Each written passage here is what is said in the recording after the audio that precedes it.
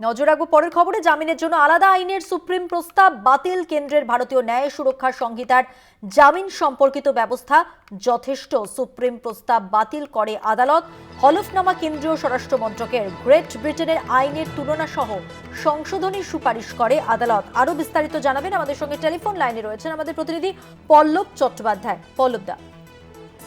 হ্যাঁ, দেখো, supreme court একটি মামলাতে সত্যেন্দ্র কুমার আনটিল বনাম সিবিআই, এই মামলাতে দেশের সংশোধনাগার এবং বন্দীদের সম্পর্কিত নানান বিষয়ে বিগত প্রায় 2-3 বছর ধরে দেশের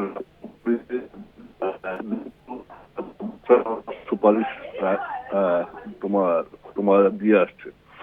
সেই সূত্রেই এক সময়তে কেন্দ্রীয় সরকারকে সুপ্রিম কোর্ট বলেছিল যে আমাদের যে ভারত কি বলে আইন, সেটা স্বাধীনতা কি বলে আগেকার। অতএব তাতে সংশোধনী আসলেও কিন্তু তার ফলে কিন্তু সংশোধনাগারগুলিতে বিচারাধীন বন্দীর সংখ্যা অস্বাভাবিক ভাবে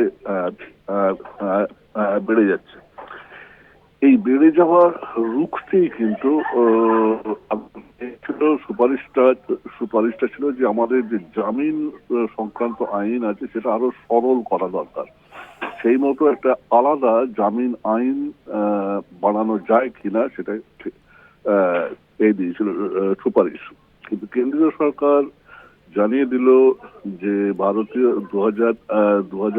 2023 সালে ভারতীয় ন্যায় সুরক্ষা সংহিতা যেটা যেটা যেটা হয়েছে, চালু হয়েছে, সেখানে কিন্তু জামিন সংক্রান্ত আইন আগের চেয়ে অনেক সরল করা হয়েছে এবং সেটাই যথেষ্ট। নতুন করে আলাদা করে কোনো আইন আনার কিন্তু এই মুহূর্তে চিন্তা ভাবনা নেই।